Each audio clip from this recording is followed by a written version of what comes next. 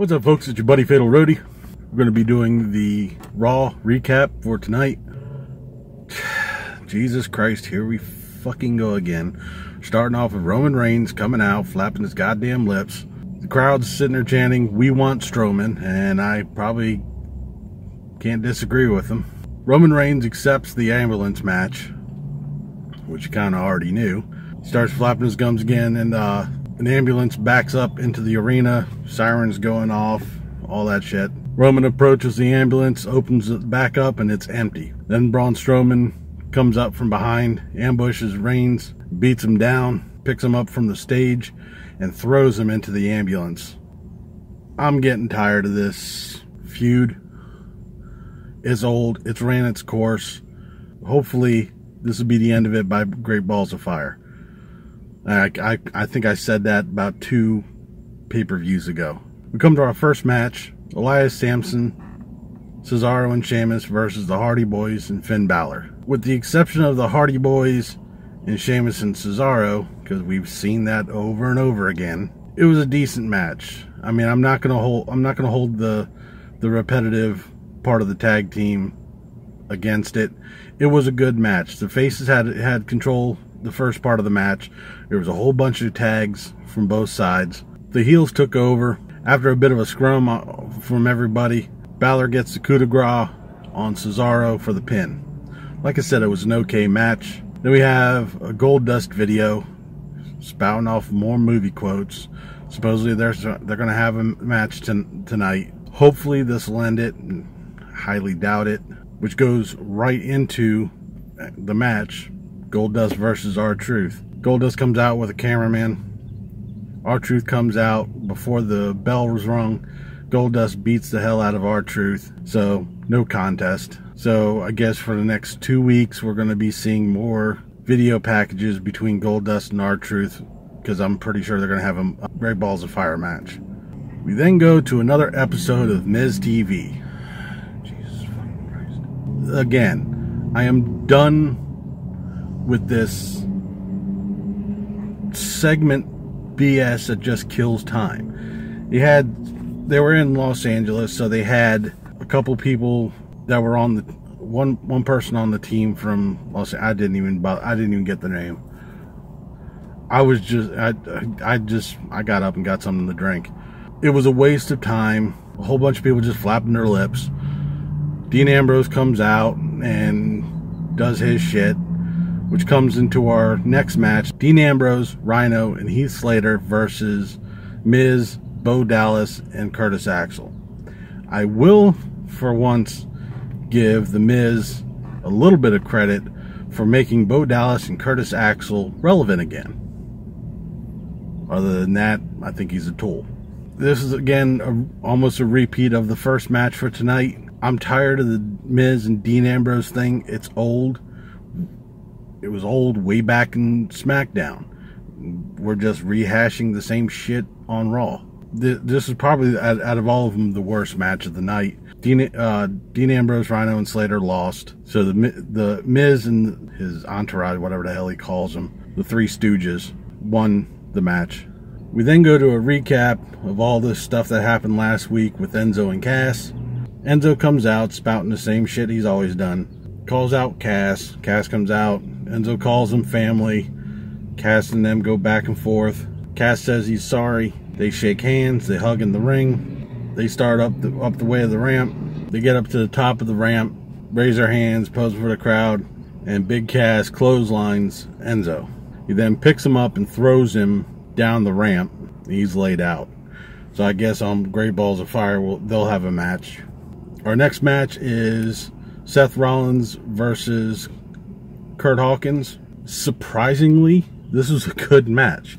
I was totally expecting to see some interference with Bray Wyatt, but it was actually a clean match. I was really surprised. But after the match, Flashy McWyatt comes up.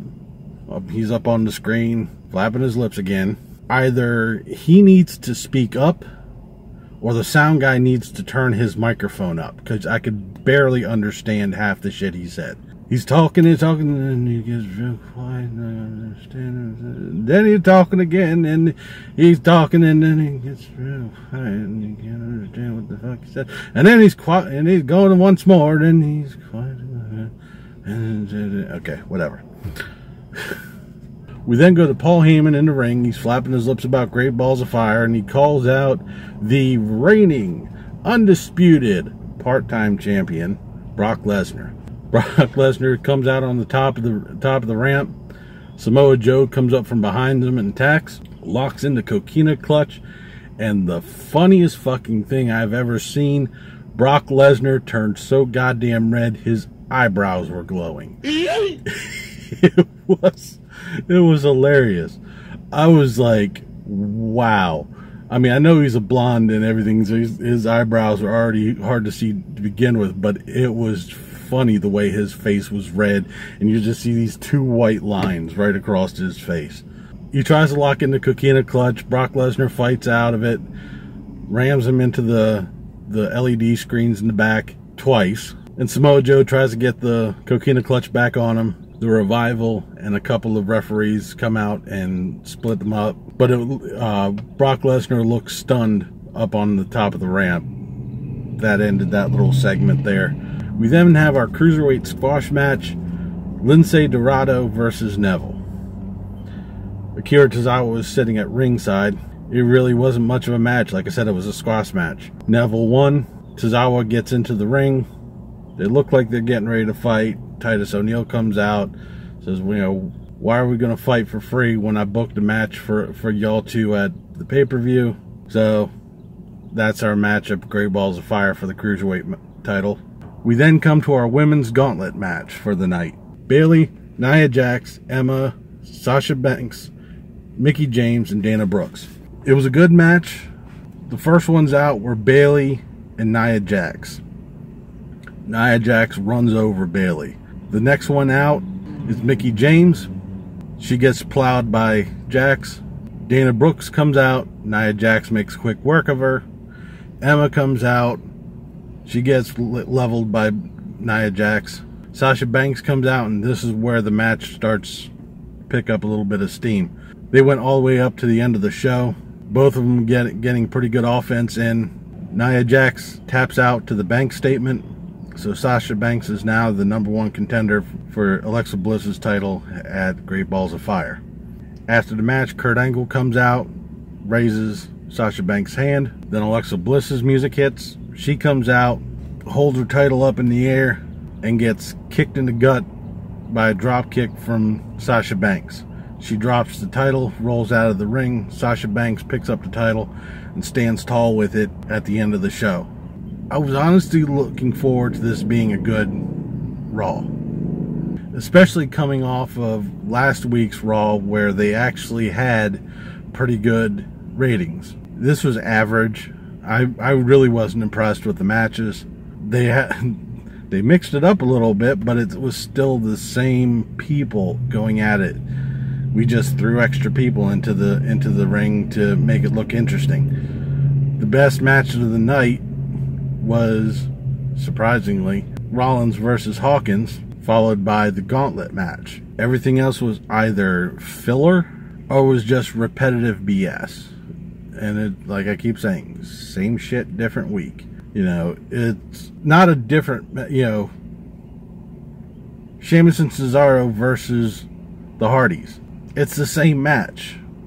Doesn't matter whether you throw a third person into it or not. It's Sheamus and Cesaro versus the Hardys. Dean Ambrose versus The Miz. It's the same match. Doesn't matter if you put Rhino and Slater and the other two stooges into the match.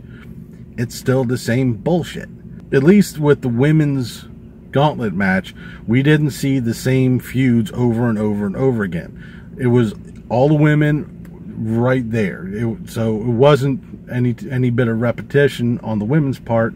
The Cruiserweight match, albeit a squash match, was at least different. We didn't have Austin Aries versus Neville, or Rich Swann versus Neville, or TJ Perkins versus somebody. It was at least somebody different. And I think they need to at least have title changes on TV instead of waiting for them to hit a pay-per-view for there to be a title change. It brings a level of anticipation to the matches. It gives you something to look forward to or want to see if the title changes on TV, instead of, well, if I want to see the title change, I gotta pay whatever it is. Well, I guess they don't do the pay-per-views on cable anymore. You have to have the WWE Network. Way back on Raw, way like 90s, early 2000s, they would have title changes. WCW used to have title changes on TV. It just brings more interest into the show if you know that there could be a title change. Someone's going to drop the title on TV. I'd be 10 times more interested to watch it if I knew that, you know, the IC title or the Universal title is never going to change because Brock Lesnar has to actually show up to do a match on TV. But the tag titles, you know, something to say, hey, look, you want to watch this because this shit might happen. You know, instead of people, you know, either you watch it or you don't, or if you don't watch the pay-per-view, then you have to either read it online or see it on Raw the next day. Because as it sits right now, the important belt on Raw is the IC title. With Brock Lesnar showing up once every blue moon, I could care less about the Universal title.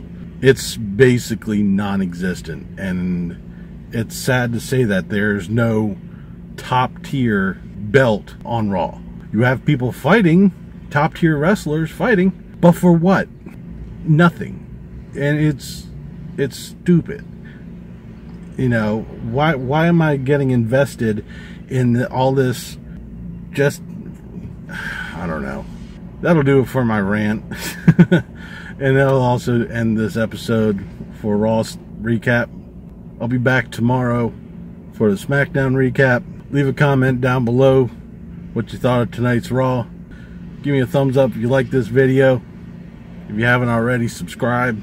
I've been Fatalroadie. You've been awesome. Thank you very much for watching. And remember, if it's too loud, you're too old. See ya.